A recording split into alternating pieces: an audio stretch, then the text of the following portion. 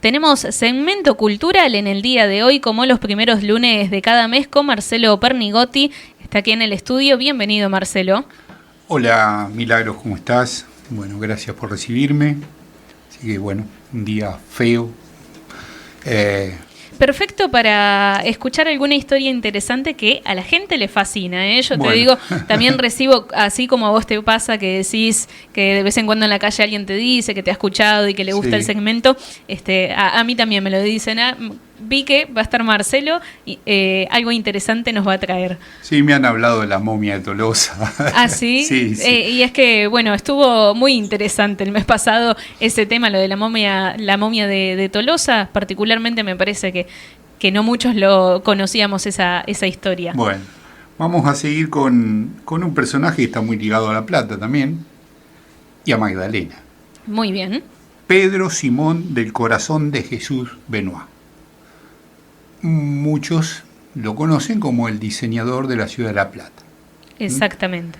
Bueno, tiene una vida apasionante realmente este hombre, con intrigas enormes que hasta el día de hoy se mantiene. Nació el 18 de febrero de 1836 en Buenos Aires. Fue hijo de Pierre Benoit y de María Josefa de las Mercedes Leyes Espinosa. Tuvo una hermana llamada Petrona Mercedes. Decir que, bueno, más adelante, obviamente, se casa con Dolores Vázquez Silva y tuvo 10 hijos. Fue agrimensor. Este título le fue otorgado por el Departamento Topográfico luego de rendir un examen el 19 de abril de 1864. Vamos a recordar que no había facultades, no había universidades, salvo la de Buenos Aires y la de Córdoba, que dieran los títulos de ingeniero, de arquitecto, de agrimensor, de topógrafo. Esto se hacía idóneamente. Y los departamentos, los colegios de ingenieros, de arquitectos, daban el título después de dar ciertos exámenes. Pero en realidad la formación era más bien práctica. Muy bien. De hecho, él se empieza a formar a los 14 años junto a su padre, Pierre Benoit, e incluso a los 14 años proyecta algunos puentes con 14 años. Claro, ya arrancó, ¿no? Con una historia con una adolescencia que iba a marcar bastante ya su futuro. Exactamente. Pierre Benoit, su papá, fue marino, arquitecto e ingeniero, y fue la primera generación de arquitectos neoclásicos, podemos decir, del Río de la Plata. Llega a la Argentina en 1818, pero hay un gran signo de interrogación, podríamos decir, alrededor de Pierre Benoit. Y la pregunta es, ¿Pierre Benoit fue Luis XVII? ¿El hijo de Luis XVI y de María Antonieta de Austria? ¿Y cómo surgieron esas teorías? Bien. Pierre Benoit llega a la Argentina. Se supone que él fue Luis XVII y que escapó de la Revolución Francesa teniendo 10 años. Hay muchas inconsistencias en todos los estudios que se han hecho de ADN en los cadáveres que hay en Francia de María Antonieta, del rey Luis XVI. Recordemos que la Revolución Francesa mata primero a Luis XVI y luego mata a María Antonieta. Él tenía 2 hermanas y un hermano muerto, si es que fue Luis XVII. Claro. Se sospecha que lo ayudaron a escapar. Hay inconsistencias en los cadáveres que se conservan en varias iglesias en Francia. Lo cierto es que la duda persistió durante toda su vida. Algunos interrogantes es que, por ejemplo, él nunca quiso hablar de su pasado en Francia, eso está comprobado. No se sabe quiénes fueron sus padres en Francia. No había una historia de él en Francia. prácticamente su vida en la Argentina a partir de 1818. Claro, fue como un antes y un después, como pasar página y decir, antes de esto no hubo nada. Exacto. ¿Qué pasó? Pero claro. además, la muerte de Pierre Benoit... Estamos hablando, le recordamos a la gente, del padre de Pedro Benoit. Exacto. Estamos hablando de Pierre. Excelente. Su muerte también es misteriosa. Muere en Buenos Aires, llega a la casa de los Benoit un médico francés. Les quiero aclarar que Pierre Benoit le prohibió a sus hijos, tanto a Petrona como a Pedro, aprender francés. No sabían hablar francés y con un padre que era francés. Claro, se supone que uno... Y la lengua materna, ¿viste? Que uno está ligado y que ama su tierra, pese a, ¿no?, que haya escapado o lo que haya sucedido, ¿no? Ellos no aprendieron francés y la muerte es realmente misteriosa. Llega un médico francés, pide hablar con Pierre Benoit. Pierre Benoit estaba en la cama, en la habitación, no padecía de una enfermedad grave. Hablan en francés, a solas, solo escuchan algunas palabras sus familiares. Claro, qué lástima que no sabían francés. Exacto. El médico se retira de la habitación y se despide de la familia y se va.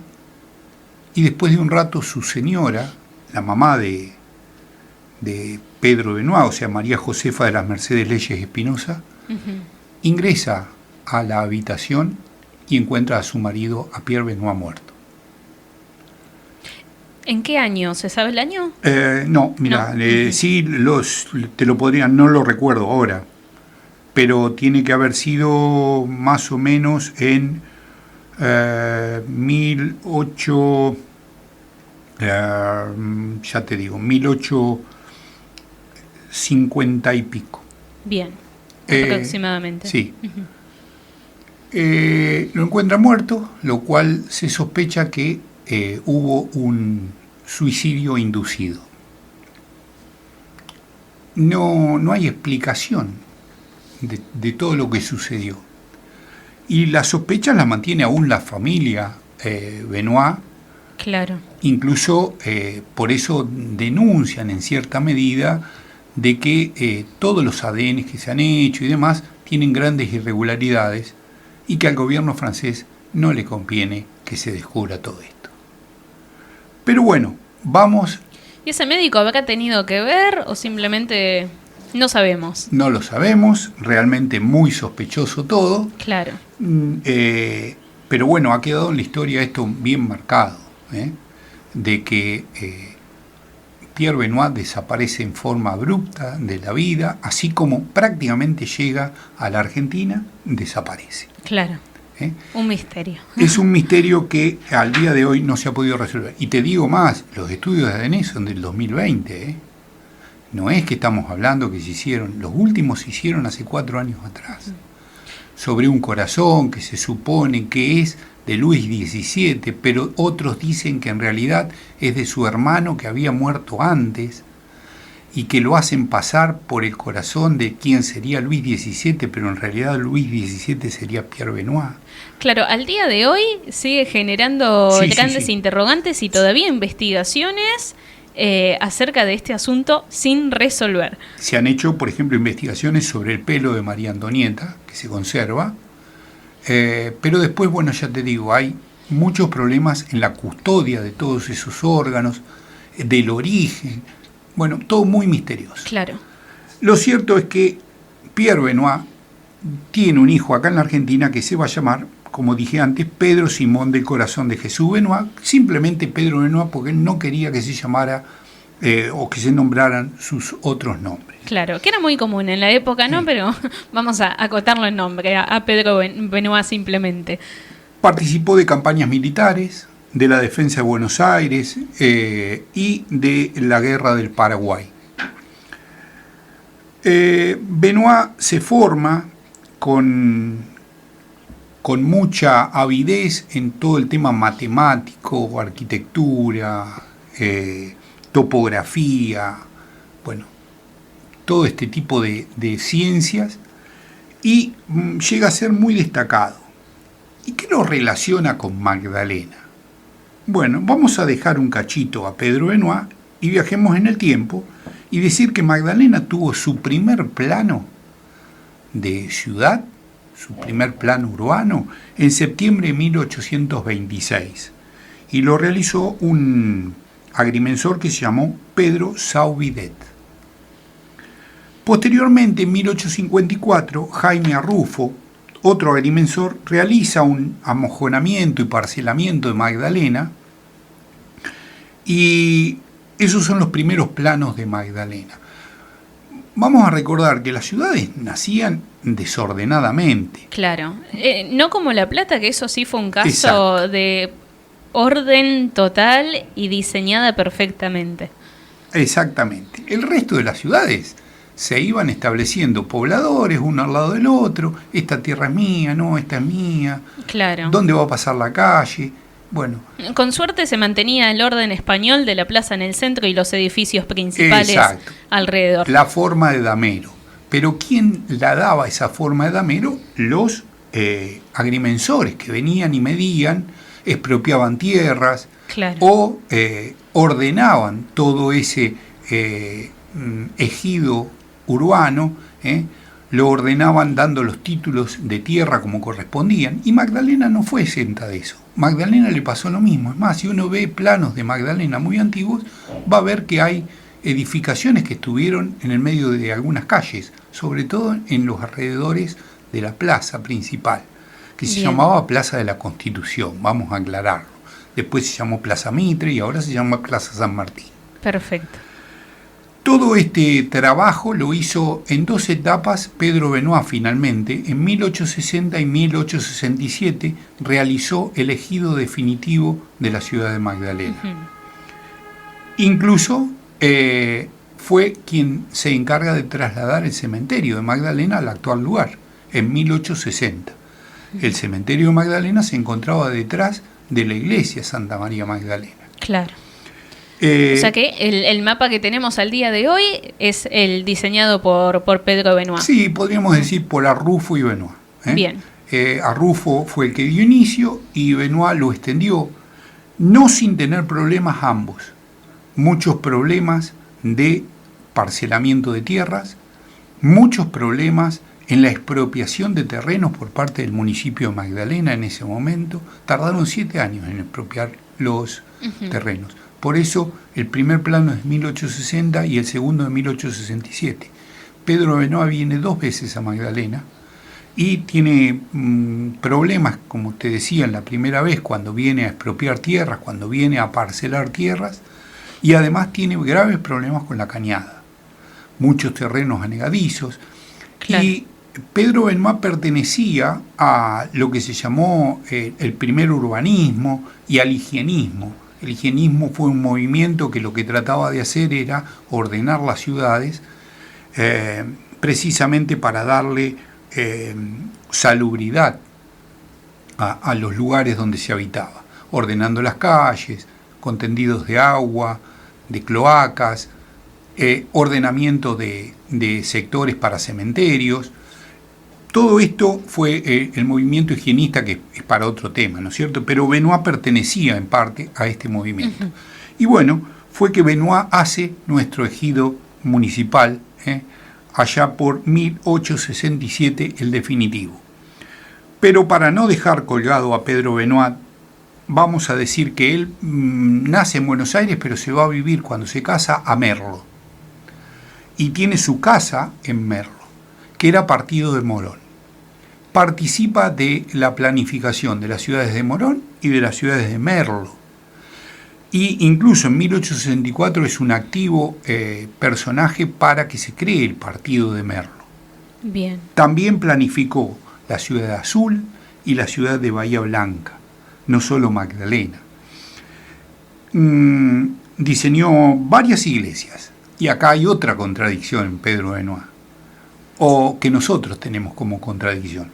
Pedro Benoit fue masón, perteneció a la masonería argentina. Eso te iba a consultar, porque la historia de la ciudad de La Plata está súper ligada a la masonería y llena de símbolos, Sí. esa cuestión también, bueno, y el diseñador, ¿no?, de La Plata. Sí, pero Benoit no fue del todo el diseñador de La Plata, y esta es la otra noticia. Ajá, bien. Que no es noticia, en realidad hay que leer historia y nos vamos a dar cuenta de que no fue el único diseñador. La mayoría de los masones que participaron en la fundación de La Plata eran católicos, más allá de que muchos creemos que la masonería está en contra del catolicismo. Muchos masones fueron católicos. De hecho, Dardo Rocha y su mujer Paula Arana están sepultados en una cripta en la Catedral de La Plata. Y la Catedral de La Plata fue diseño de Pedro Benoit en 1885. Diseñó también San Ponciano en 1883. Diseñó la Catedral de... voy al machete porque sí, son tantos datos. Y es que es imposible, si no, sí, uno se tiene que ir ayudando. Diseña la Catedral San Pedro y Cecilia en 1897 en Mar del Plata, la iglesia Nuestra Señora de la Merced en Ensenada. Diseña también el Asilo Marín, el Cementerio de La Plata en 1887, la casa de Dardo Rocha, que la construyó en 40 días. Solamente 40 días, que la podemos visitar. Está enfrente a Plaza San Martín y es el Museo Dardo Rocha. El arco de ingreso al bosque, el observatorio astronómico. El arco de ingreso al bosque fue demolido, eso no lo podemos ver porque lo destruyeron. También participó en el trazado del tranvía entre Tolosa y Ensenada. Participó en la modificación del Fuerte Barragán para la construcción del Lazareto, la iglesia Nuestra Señora de Luján en Uribe Larrea, trabajó también en San Vicente, en Benito Juárez.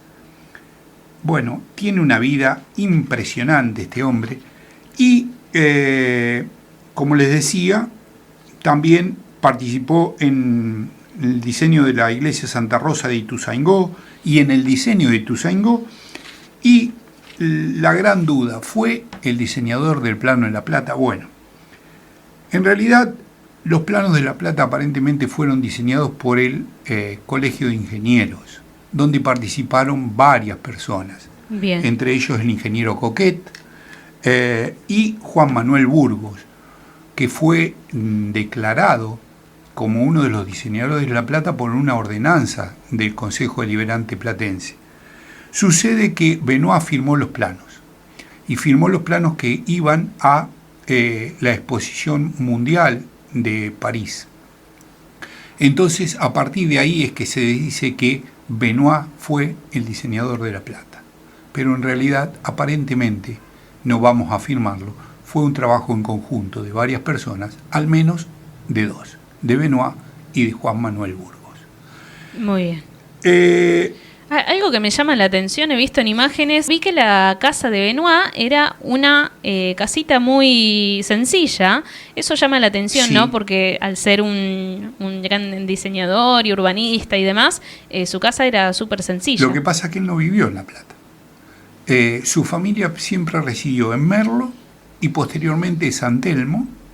Él vivía solo en La Plata, en una casilla de madera que estaba ubicada frente a la iglesia San Ponciano, pero en realidad no tuvo propiedades en La Plata, a pesar de que además fue vicedecano de la Facultad de Ciencias Físicas y Matemáticas y fue intendente de La Plata entre el 93 y el 94, 1893 y 1894, cuando la provincia estuvo intervenida por el gobierno nacional, pero él no vivió en La Plata. Así que eso es la sencillez de su casa. Era una casilla de madera donde él estaba y luego viajaba a Buenos Aires, donde tuvo su familia, sus 10 hijos, y vivía en San Telmo, en la casa paterna, después de haber residido en Merlo. Y finalmente él se va a vivir a Mar del Plata, donde estaba su hijo, y ahí es donde diseñan la Catedral de Mar del Plata, juntos. Trabaja junto a su hijo Pedro Benoit también. Ajá. Y finalmente falleció el 4 de abril de 1897 y fue sepultado en el cementerio de Recoleta el 6 de abril de 1897. Muchos toman esta fecha del 6 de abril de 1897 como la fecha de fallecimiento. No fue así, falleció 2 días antes en Mar del Plata por un problema cardíaco, a los 61 años de edad. Un hombre multifacético, con una visión de futuro impresionante, que hay un libro que lo escribe uno de sus descendientes, Alejandro Zuccarelli Benoit, y me parece que mejor no le podría haber puesto el título. Pedro Benoit, el prócer olvidado. Realmente una persona que ha trabajado muchísimo por la arquitectura, la agrimensura, la topografía, al menos de la provincia de Buenos Aires. Así que, bueno, como les decía, fue vicedecano de la Facultad de Ciencias Matemáticas, Físicas y Matemáticas cuando se crea la Universidad de La Plata, muy amigo de Dardo Rocha, y Dardo Rocha, como saben, bueno, fue el fundador de la Ciudad de La Plata, con graves inconvenientes, incidentes con Julio Argentino Roca, quien fuera presidente. Se disputó la presidencia Roca y Rocha, y Roca no le permitió nunca ser presidente a Dardo Rocha. Muy, muy amigo de Dardo Rocha, ya les digo, les diseñó la casa de los 40 días. En 40 días construyeron la casa que está en la calle 50 y casi esquina 14. En diagonal ahí a la catedral. Ahí se puede ver una de las obras de Benoit, esta casa que es Museo Dardo Rocha. Interesante de visitar. Dardo Rocha tampoco residió mucho en la Ciudad de La Plata. Eso también de destacar. La Ciudad de La Plata, cuando nace como una ciudad donde se venía a trabajar, pero la gente se tomaba el tren y se iba a Buenos Aires. Claro. Una ciudad, como vos bien dijiste, proyectada, diseñada, ideada para ser la capital de la provincia de Buenos Aires, y que tiene, bueno, mucha simbología masónica, sobre todo en algunas de sus diagonales, formando una escuadra y un compás, como se sabe. Bueno. Y a ver si hay túneles también, sí, y demás, otras teorías. Muchísimas cosas que dan para seguramente seguir leyendo historia y seguir sorprendiéndose con todas estas cosas. Totalmente. Esto siempre es un puntapié, ¿no? Porque si hablásemos, no terminaríamos más de hablar, ¿no? de todo esto, que porque una cosa lleva a la otra. Entonces es increíble, ¿no? Cómo se va enlazando todas las historias. Es muy, muy, para quienes nos gusta esto y la curiosidad de todo esto, es realmente, sí, te lleva de un tema al otro. Por ejemplo, yo ahora me enganché con otro tema debido a Benoit. Claro. Un duelo que hubo entre Justo Vicente López, que fue el gobernador que intervino en la provincia de Buenos Aires en ese momento y que lo pone a Benoit como intendente de La Plata, se batió a duelo y murió en un duelo. Ajá. En 1894 por acusar a una persona de fraude. Bueno, esa persona lo desafió a duelo y el tipo fue y se batió a duelo y murió incluso teniendo razón. El otro dice que limpió su honor, pero en definitiva no se limpió nada porque el fraude había existido. Y entonces te lleva permanentemente esto del problema de su padre, si era el rey de Francia, Luis XVII o no, es más que apasionante. Sí, ya nos lleva a la historia de otro país. De otro país, al leer Revolución Francesa. ¿Quiénes fueron sus carceleros cuando se supone Pierre Benoit estuvo preso? ¿Cómo los mataron? Bueno, una serie de interrogantes, de historia, que realmente es apasionante a quien le gusta la historia, vamos a aclarar. Claro. Hay gente que esto no le va ni le viene. No, pero esto también, ¿sabes? Está bueno. A veces no sabemos algunas cosas y no agarramos un libro y decimos, uy, la verdad que de historia me aburre o no me interesa, pero escuchamos estas cosas y nos enganchamos, porque quizás nos lo contás, ¿no? Como un cuento que nos hace detenernos y decir, a ver qué está contando, porque además con datos siempre interesantes que van más allá de datos históricos, sino que hablamos de la vida, ¿no? De estas personas. Sí, porque esto lo tenés que buscar. En realidad hay que leer varias fuentes. Claro. No te podés quedar con una sola. La historia tiene muchas vueltitas, tiene cosas ocultas y demás. Entonces, si te quedás con un solo historiador, bueno, vas a tener una historia que normalmente puede ser la oficial. Ajá. Pero, bueno, hay anécdotas, hay una serie de cosas que son las que le ponen la frutilla al postre, como quien dice. Totalmente. Pero bueno, más que apasionante la vida de Pedro Benoit, un hombre, ya te digo, multifacético, que incluso te digo más, me quedaron un montón de temas por investigar. Yo acá te lo voy a mostrar a vos, que lo estás viendo. Normalmente uso de señalador en un libro un papel. Y voy anotando con lápiz los interrogantes, ¿no? Que te llevan a otros temas. Totalmente. Así que, y este autor también hizo su presentación acá en Magdalena, trajo este libro y bueno, fue de interés. Este libro fue declarado de interés histórico y cultural por con el Honorable Consejo Deliberante de Magdalena, creo que en el año 21, en 2021, no recuerdo bien la fecha. Habría que buscarlo, la ordenanza, hay una ordenanza. Y también hubo en algún momento que yo algo vi, también en 2021, creo que siendo Fleitas el secretario de Cultura, el director de Cultura. Perdón, las noticias me dicen que ha sido en 2021, sí. Viste, sí. Aparentemente en junio de 2021 esta presentación o esta invitación, ¿no?, al autor de este libro. Sí, y Fleitas, siendo director de Cultura, yo recuerdo haberlo visto, hizo un conversatorio con el autor de este libro, claro, que lo hizo en la Municipalidad de Magdalena. Bueno, acá habla de su paso de Benoit por Magdalena, que es lo que yo les decía, 1860, 1867, hay que buscar un poquito más porque no hace una gran referencia. Claro. Vamos a aclarar que no es el eje central el paso de Benoit por Magdalena, sino es la vida de Benoit, y claro, simplemente hace algún comentario. Bueno, después hay que ir a buscarlo. Bueno, yo me fui al Departamento de Ingenieros de la Provincia de Buenos Aires y ahí hay una serie de órdenes que se dan, una serie de autorizaciones donde se ve el paso de Benoit por Magdalena, y creo que, si mal no me equivoco, hay algunos mapas. Si los buscan en internet, pongan mapas de Benoit de Magdalena y los van a poder ver.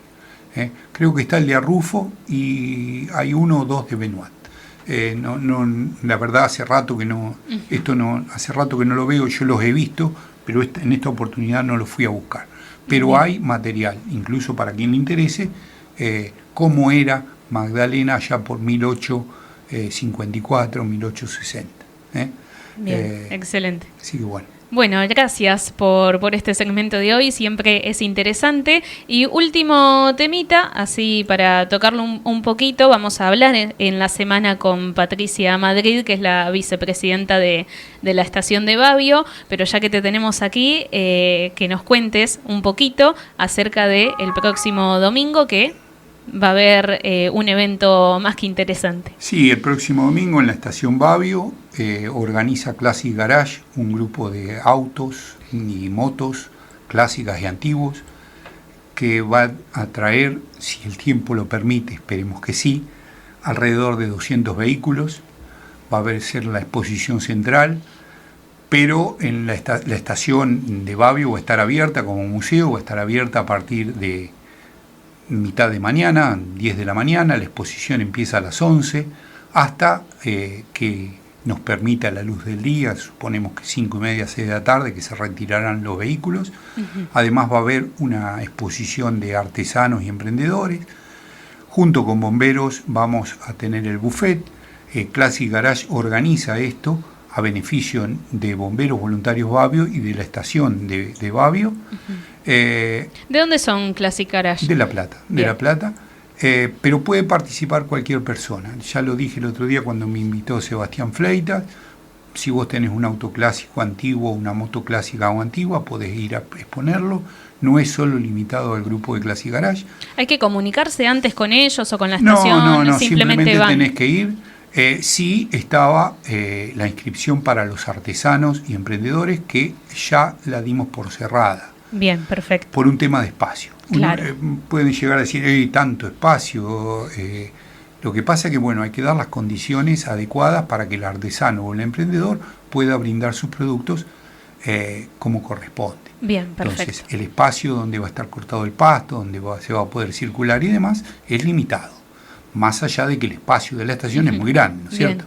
Pero hay que ordenar todo esto, porque si no, se transforma en un pandemonio. Entonces, tenemos inscripto alrededor de 50 artesanos y emprendedores. También va a haber puestos de comida, que son solo para gente de Babio, para cooperadoras, para promos de Babio, claro, y para emprendedores de Babio que tengan certificado de manipulación de alimentos. Esto es fundamental. Si no tienen eso, no pueden participar. Bien.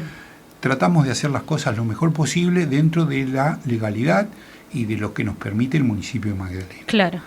Así que sí, los esperamos a partir de las 11, que es el horario de comienzo de la exposición. El domingo, va a haber choripanes, papas fritas, patis. Cositas ricas para acompañar una linda jornada. A la tarde, cosas dulces para el mate. Va a estar el museo abierto, los esperamos. Va a haber además bandas en vivo. Creo que alrededor de 4 bandas, todavía no nos han confirmado del todo, es para ir organizando en este último tramo. Así que vamos a inaugurar también el mural que se hizo en cerámica del logo de la estación, de la posta cultural y Museo Estación Babio. Agradecerle a Patricia Madrid, que es la vicepresidenta, pero fue quien lo diseñó junto con Sofía Coloroso. Lo hornearon, son cerámicas horneadas. Ha quedado hermoso. Así que en estos días lo estamos pegando en la pared, va a ser inaugurado esto. Seguramente Bomberos va a hacer una exhibición de alguna destreza, podríamos decir así, o de alguna técnica que van a mostrar los bomberos de Babio. Las bandas, así que va a ser un día bastante movido para la estación. Esperemos que el tiempo nos acompañe y están todos invitados. Pero le dejo a Patricia el resto. Sí. Esto un pantallazo, digamos, de lo que va a ser el domingo. Marcelo. Porque si no soy la misma figurita siempre, claro. Que hablen otros. No hay problema. Marcelo, te agradecemos por tu tiempo. Ojalá que el domingo acompañe el tiempo y esperemos vernos el mes que viene. No, quizás nos veamos antes, ¿no? Pero el mes que viene por para ahí el domingo vas a estar, por ahí vas. Ojalá. Marcelo, muchas gracias. No, gracias a vos. Saludos a todos.